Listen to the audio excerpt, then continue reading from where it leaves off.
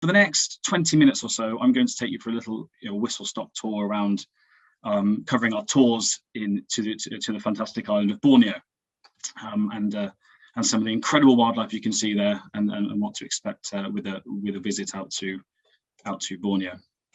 So Borneo is the third largest island in the world, and all of our current itineraries, we have 4 itineraries currently, and they all focus on the northeastern state of Sabah, which is Malaysian, and that's where all our tours are based. And I'm going to follow, after this slide, I'm going to roughly follow the itinerary of our Deramakot forest itinerary, our sort of mammal focused, fabulous itinerary. I'm going to follow that and then touch on some of the other reserves as well.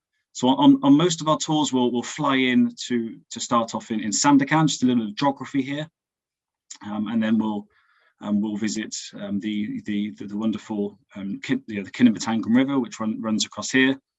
Tabin, which is over here, just to the east of Lahadatu, and the Danum Valley, which is around this area here, and also Mount Kinabalu is fantastic as well, for a complete contrast to your lowland forest. So lots of fabulous places to explore.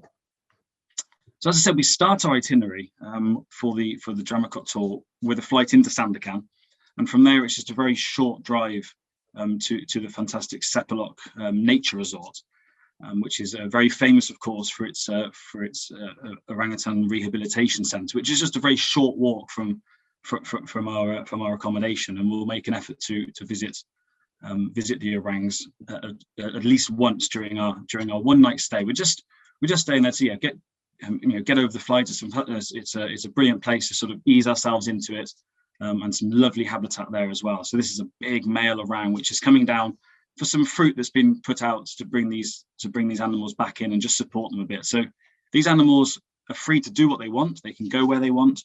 It's a really nice patch of rainforest, and they return to take a bit of an offering of food to just to help them along the way. So these animals you see here have all been given a second chance in life, and it's an amazing place to visit and support as well, of course, and get amazing close-ups of these incredible great apes. Also from Sepilok, you have the Sun Bear Rehabilitation Centre as well. So that's a bit more recently opened, and we'll visit that area and see this lovely bear close up and learn about the species and their conservation. Again, these 2 sites are within walking distance of our accommodation, so it's a really nice start.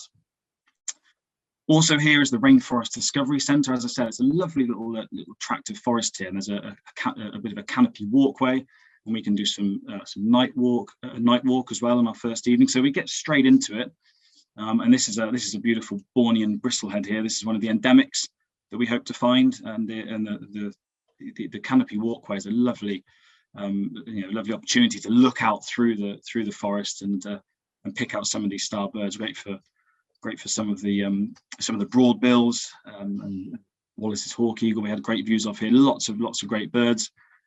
Chance for some reptiles as well. Great for the snakes there. And after our one night at Sepilok, we've settled in. We've seen some brilliant wildlife, and we then travel to the Deramakot Forest Reserve. And this is a view over that reserve. It's about 55,000 hectares.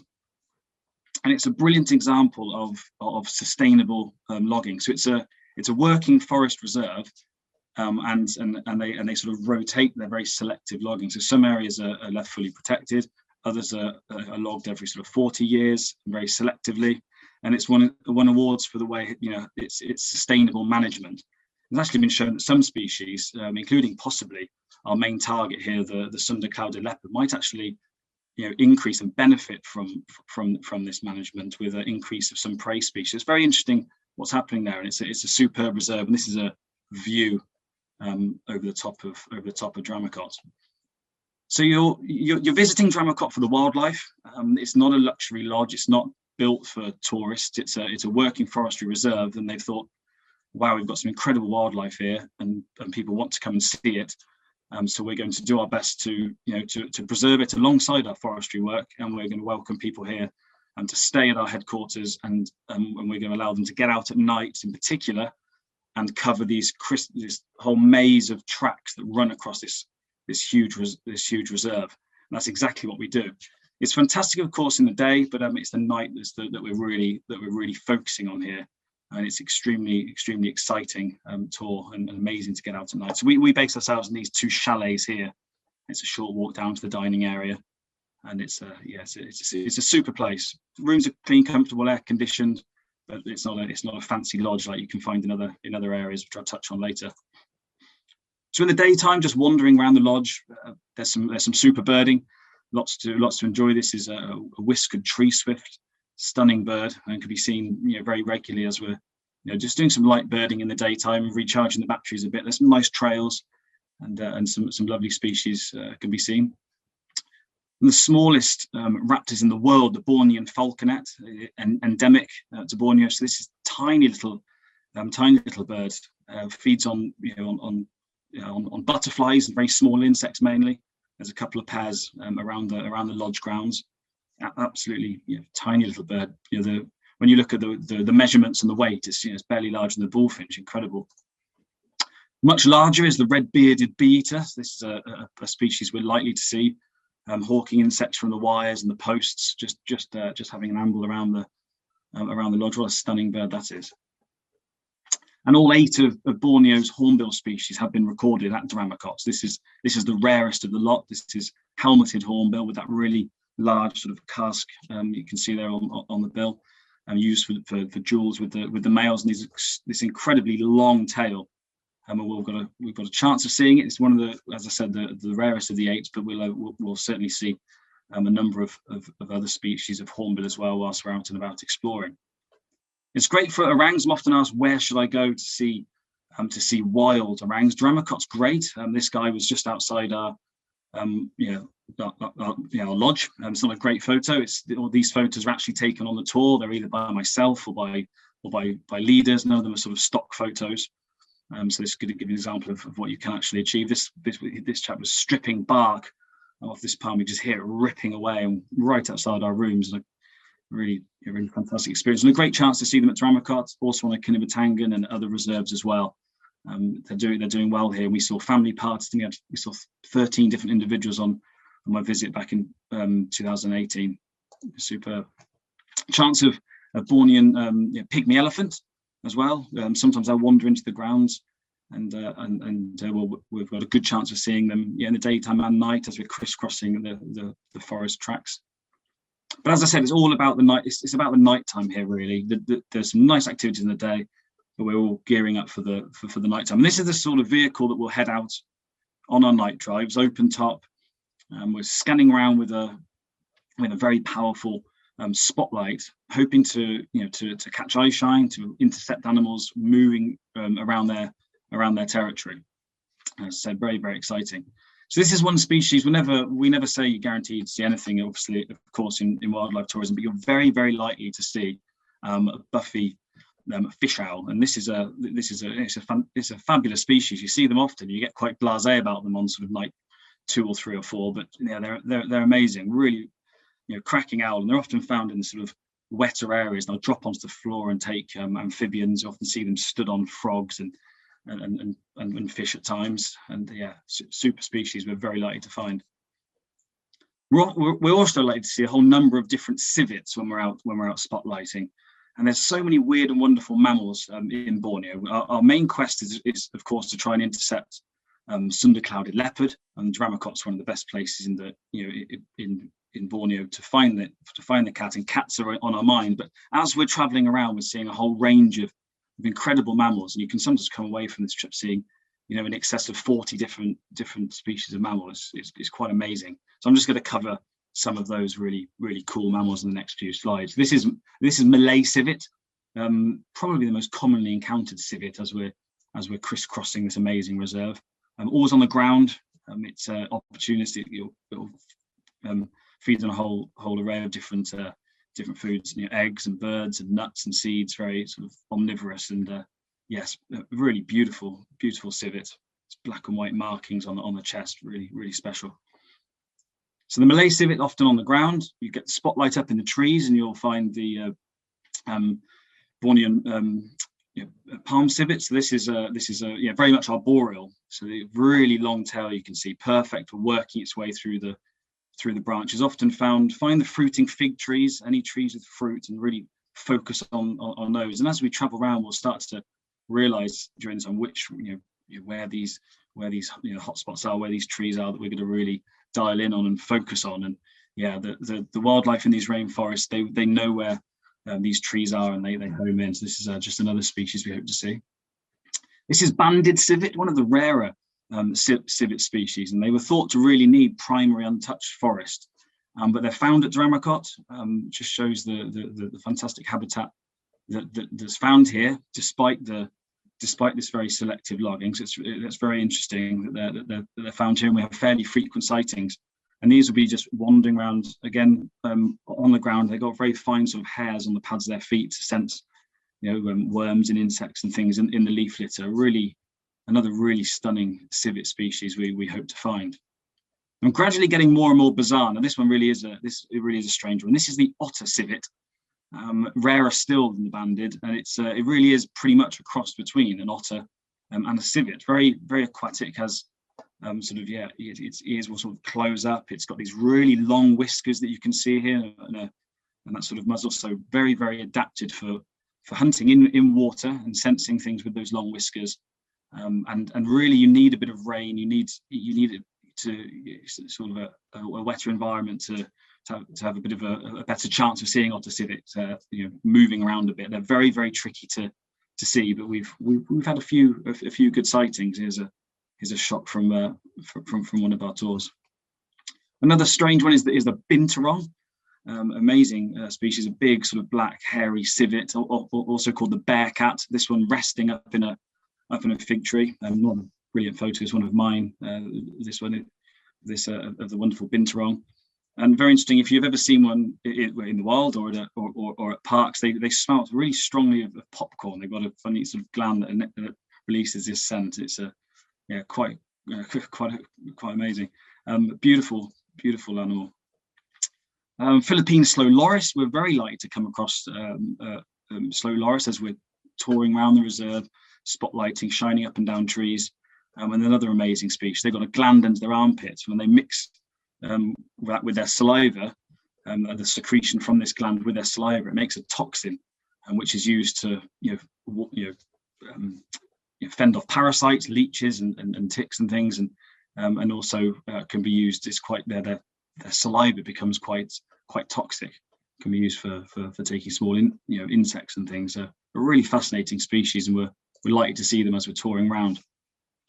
Lots of different flying squirrels. This is Thomas's flying squirrel. We're likely to see red giant flying squirrel, black giant flying squirrel. Lots of these species that glide through the canopy, big folds of skin, as you can just sort of see here on this Thomas's flying squirrel. And this just shows you we're spotlighting. I often get asked, can you still take photos? You're out spotlighting. Sometimes you'll get them in the spotlight and they'll move away quite quickly, but more often than not, I would say that you get good views, and this is an example of that. This is a photo I've taken just with a point and shoot really of a Thomas's flying squirrel. So you can get some nice photos. And this is the master of gliding mammals really. This is the wonderful Kalugu, with a youngster just sticking its head out of the skin here under these big folds of skin. So they'll just launch themselves from tree to tree and glide. We're known to glide over sort of 100 meters, just barely losing any height. Amazing gliders, these animals, and they just hang upside down in the daytime. And if you spot them in the day, it's sort of what on earth is that? And then they start to move around their territory at night and become far more active. This is the moon rat. Really, really amazing little species. Can sometimes even smell a moon rat before you spot them. Very smelly animal, living in these little wet ditches looking for worms. And it's more closely related to hedgehogs actually than to rats. Essentially a big white rat, the moon rat. Moving on to some prey items for the cats. Then this is a mouse deer. You have greater and lesser mouse deer, and with the sort of some areas of the forest being being cleared and very selective logging, it gives it more space, and it's these deer like that sort of environment and a higher density of of deer, of course, meat is good for you. It's good for the predators, good for the cats. So these deer are tiny. They're a really large, rabbit would be comparable in size. They're tiny little deer. It doesn't really show you that in this photo. So onto the cats. There's 5 cats. This is the leopard cat. This is the most common. Very, very good chance of seeing leopard cats. I don't think we've ever missed leopard cat on the trips. You also have flat-headed cat, which is occasionally seen. Marbled cat, again occasionally seen, but tricky. The near mythical bay cat, which we've never seen and is incredibly rare. And then of course the wonderful sunder-clouded leopard, and that's really why we're here. This is what everyone's hoping to see. It's very hit or miss. We're really aiming to intercept this animal as it's moving around its territory. This is a photo of the first cat that was ever seen on the Naturetrek tour to Deramakot. So just walking its territory, heading straight towards the vehicle and not put off at all. So we have seen them. They just carried on their business and walked right past the vehicle, often with their mouth agape like this. So they're sensing their prey through through sort of the scent in the throat. So they tend to always walk around with their mouth open like this, sensing things. You can see the really long tail here. Stunning cat. This is a really great photo to show those long canines, and they'll take their prey with a bite to the back of the neck. So males are larger than females. Males will take prey up to the size of bearded pigs, and guides have there even said they've seen clouded leopards attacking orangs up in the canopy. Quite incredible. So really powerful predator, these big canines. The females are smaller. They're more likely to take smaller prey, some of the squirrels and langurs and other primates.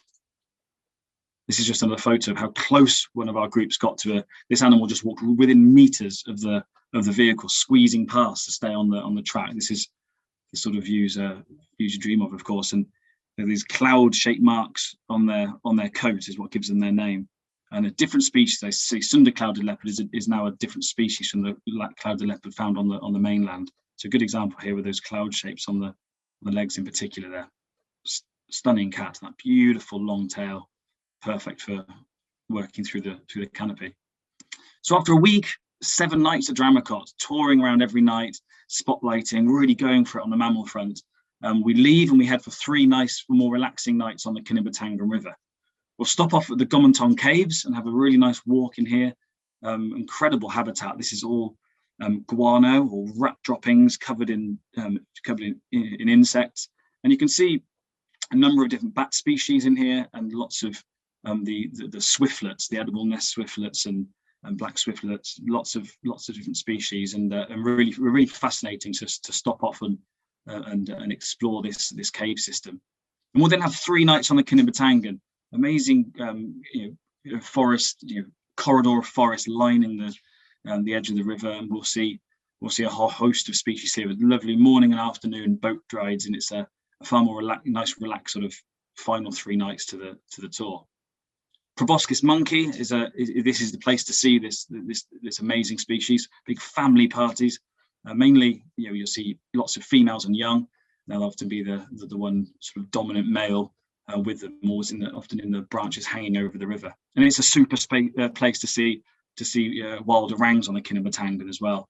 So on really close up, we managed to have one feeding on fruits just on the edge of the river. So it's great spotting from the water, and there's lots to see, and it's a great place to see pygmy elephants and coming down to the water's edge and feeding on this vegetation. It's a huge river, so there's lots of areas to cover, and the guides often know where the herds have most recently been, and you can have a really good crack at seeing them. Lots of different kingfisher species, blue cheek beater here, and lots of wildlife to see around the lodge. Reptiles, amphibians, and pitcher plants. It's botanically very interesting, and lots to enjoy. Tabin is a fabulous reserve, huge reserve. Tabin, we visit this on our shorter mammals tour, part of our bargain mammal range. Tabin's superb. Lots of fabulous bird species, over 300 species of bird at Tabin, lots of different pitters, black-chested pitter here, and rhinoceros hornbill. Brilliant place to see pygmy elephant again. Working the gap, the the perimeter between the fantastic forest reserve and then the plantations just on the outside of the reserves. They'll cover that sort of that area there. One of the best places in all of Sabah to see gibbons, the North Bornean gibbon, and it's a wonderful sound in the morning to hear gibbons as you wake up, and again the spotlighting superb for leopard cat. And I always include a snake slide. This is my snake slide for tonight. This is a reticulated python we found, the world's largest snake, eating a pigtailed macaque, and that's the macaque's feet there as it's being consumed. So there's a bit of a grisly one for you there. An incredible slide. And I'll finish with a few slides on the Danum Valley. Absolutely incredible reserve, primary untouched forest here in the Danum Valley at the Borneo Rainforest Lodge down below us here. And this is we feature this reserve on our Borneo orangutans itinerary. It is the best place really in Sabah to see orangs, and they're studied here incredibly well. And some of the researchers following pretty much 24 hours a day, keeping tabs on them and learning about them. Brilliant reserve, incredible forest, and so much to enjoy. A wonderful canopy walkway, getting up there at dawn and just soaking up the atmosphere of this primary sort of untouched tract of forest that still remains. It's a place you just feel privileged to visit and support and make sure stays that way. This is a beautiful male orang that we managed to see with these big facial discs, these facial flanges there. Absolutely fantastic. As I said, the researchers there follow these animals. And there's around 60 animals within easy sort of striking distance of the lodge. Sometimes they're just outside the lodge, or even sometimes in the grounds. Other times you have to walk further to reach them. But we got a very good chance of seeing them in the Danum Valley from Borneo Rainforest Lodge. And spotlighting again Western tarsier here, incredible species with these huge eyes, and just so much to enjoy there. And in complete contrast that we include on our birding itinerary is up in head up to Mount Kinabalu, and you get away from that sort of lowland rainforest habitat, and up here is this sort of mossy evergreen cloud forest. It's a real complete contrast and a fabulous place to visit. A whole host of different species and very, very high endemism here. Lots of species found nowhere else. And this is a view of Kinabalu. So you don't need to climb high. You don't need to go up the mountain or anything to visit this area. There's lovely, easy trails in the foothills and some fabulous birding. Look at the whitehead's trogon there. What a special bird that is. And there's so many other species to enjoy, and lots of different endemic tree shrews and squirrels. This is whitehead's pygmy squirrel. Lovely little creature. So I'll finish there. That's a really rapid whistle stop of some of the reserves we visit on our 4 Borneo itineraries. I can't wait to get groups back out there. And I'll just finish with this shot of primary untouched forest taken on one of the hikes you can do in the Danum Valley. And I just remember looking at this view and just thinking how privileged I was to be looking over this habitat that still remains.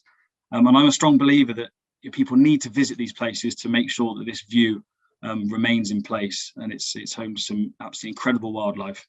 And so getting out there helps of course with preserving it. So thank you very much for listening.